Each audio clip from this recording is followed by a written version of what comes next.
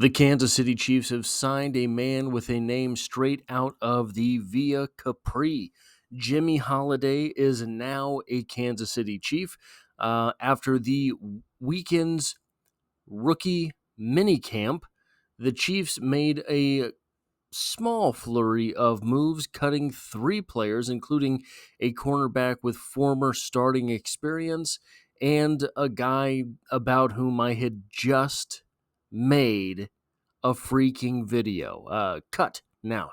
But other than that, one of the signings that they made was a young man named Jimmy Holiday, a wide receiver out of Louisiana Tech by way of Western Kentucky, by way of Tennessee. So, little difficult to find information on him.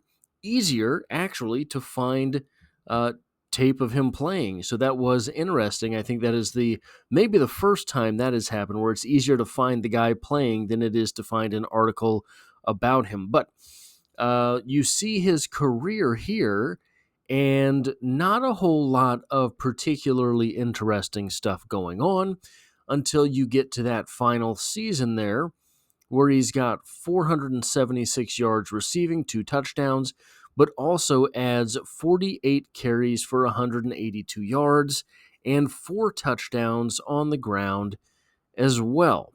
So a guy who ended up with 6 total touchdowns from scrimmage. Also has some kick returning experience in his career. That is kind of the only thing he really did during his time at Tennessee. You see, he had just 7 receptions total, but ended up returning 19 kickoffs for 407 yards, a 21.4 yard average there. So what are we looking at here? Well, there's an article from A to Z Sports by Charles Goldman titled "Chiefs to Sign UDFA Wide Receiver Who Had the Cards Stacked Against Him with Fierce Competition at Rookie Minicamp." The Chiefs signed Louisiana Tech wide receiver Jimmy Holiday after a successful tryout at rookie minicamp. The cards were stacked against Holiday given the competition at the wide receiver position. This weekend, Holiday was competing for attention against a draft pick, Jalen Royals, 3 UDFAs, 7 other UDFA tryouts, and a veteran player who already defied odds to make Kansas City's 90-man roster in 2024 as a tryout. Holiday began his career with the Tennessee Volunteers, mostly contributing as a kickoff return specialist, but he transferred to Western Kentucky after the 2022 season.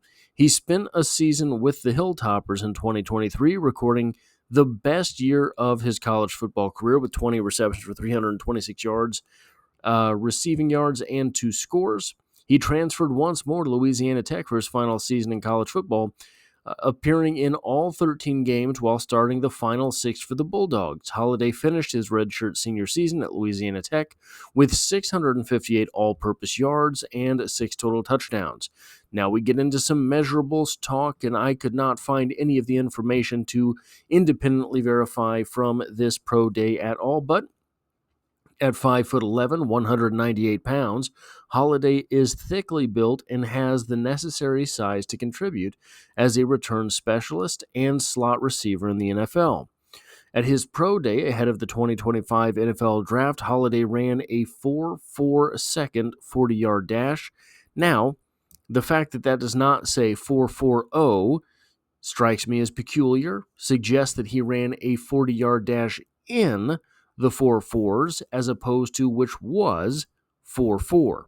Also posted a 36.5-inch vertical leap and leapt 123 inches in the broad jump. That's a pretty good number there. Actually, it's a decent number. Never mind. So what are we looking at with Jimmy Holiday? He does not look like a 4.4 guy. He is not a sudden athlete. He looks to have serviceable speed, but he does not flash as far as foot speed is concerned, as far as getting downfield are concerned, things like that. He does, however, have good power and good contact balance. This is what makes him the dual threat that he is. Remember, he scored 4 rushing touchdowns in his final season in college. This is what I think probably the reason they ended up putting him in the backfield was because you could see that contact balance when he was catching the football downfield and just refusing to go down. So I imagine that's what led to him getting time in the backfield. It's also worth noting, by the way, that he had 6 tackles in his college career. So, I mean, without verifying, I'm assuming that those came on special teams. So he's a tool for all phases of the special teams, not just as a returner, but also potentially as a gunner, etc. Now, here's the bad side. And it's not all bad side. If I'm being honest, based on the tape from Louisiana Tech, I don't see it. I don't see this as an NFL guy. When you're looking at a prospect playing in the Conference USA, you hope to see a guy that pops out at you, and he does not pop out to me. Also, he does not pop out statistically, either from receiving, which could be dependent on his quarterback, or from rushing, which could be dependent on his line. But when you stand out with neither, it's kind of suggestive that maybe there's not something that you do too terribly well. However, the Chiefs saw him in person and decided to sign him. Decided to cut players with, or a player with NFL experience in order to sign maybe him, but they cut 3 players, one of whom had NFL experience, and signed 3 of the UDFA on tryout. So I imagine that what went on here, and you see this sometimes, is that he is the type of productive that elevates against greater competition, meaning that the Chiefs are betting on him elevating in training camp and becoming an NFL wide receiver, even though he's never really looked like one before. I think that is, look, it's not a risky bet because there's nothing really on the line. The player that they cut with NFL experience was a cornerback. I think their cornerback room is pretty set. So why not roll the dice on one of these wide receivers when you get the opportunity? But it is a far cry from a sure thing to suggest that a guy is able to just continue to elevate against greater competition.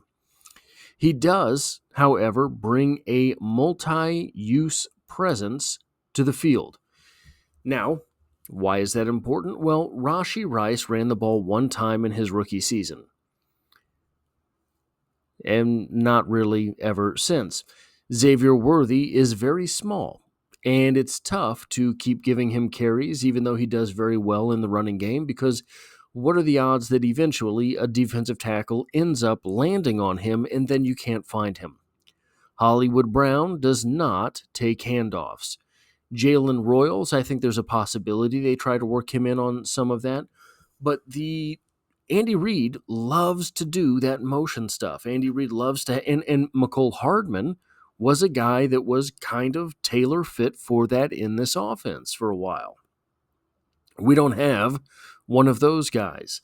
Again, Xavier Worthy is the closest comparison to Mecole Hardman as far as the pre-snap motion stuff and all of that stuff, but Mecole doesn't get credit for this. He was a solid built guy.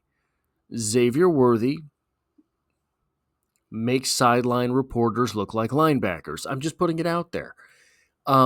So I think that the multi-dimension use, so I think that he could, so they mention in the article there, Charles Goldman, that he's a slot receiver. Guys, he's solid. I think he could be an outside receiver. I think he could play the slot like a big slot receiver, the way you normally see the big slot receivers play the position. He can take handoffs. He does. I don't think he has a whole lot of wiggle, but he is able to make one cut and go. And sometimes in college, he took the corner to round, right? So did not just cut upfield, but tried to lengthen the play out and varying results. But if he does have that mindset where he can take handoffs, that becomes a tool for Andy Reid in many dimensions on this offense. He is a good route runner, but he is a no-nonsense route runner. So remember, Kadarius Toney was able to do all that stuff that you just didn't know what direction he was going. That's not what Jimmy Holiday does on the field. So he might not earn his way open, right? He might not create opportunities for Patrick Mahomes to get him the ball. But that is not necessarily a bad thing, because that's not the way that Andy Reid's offense operates. Andy Reid is scheming people open. That's why you have to run a precise route and get to the precise place at a precise time. So, in that respect, I think that Holiday's game would work just well for this offense. So, what's the bottom line here? Well, maybe don't listen to me, because just yesterday, I made a video about a guy that I thought had a chance at the bottom half of the roster, but probably practice squad, and he was cut merely hours later. So maybe my credibility is all for naught. But I do think that if you're looking for a developmental wide receiver, if you're looking for a guy to keep on your practice squad, you could do much worse than Jimmy Holiday.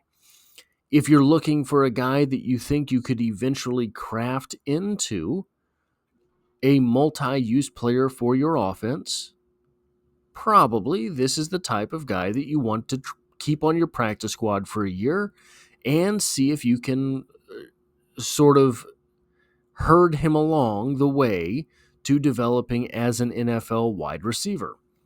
Anyway, guys, that is all I have for this video. If you like or appreciate what it is that I do here, hitting the like button really does help me out, as it tells YouTube to share this video with other Kansas City Chiefs fans.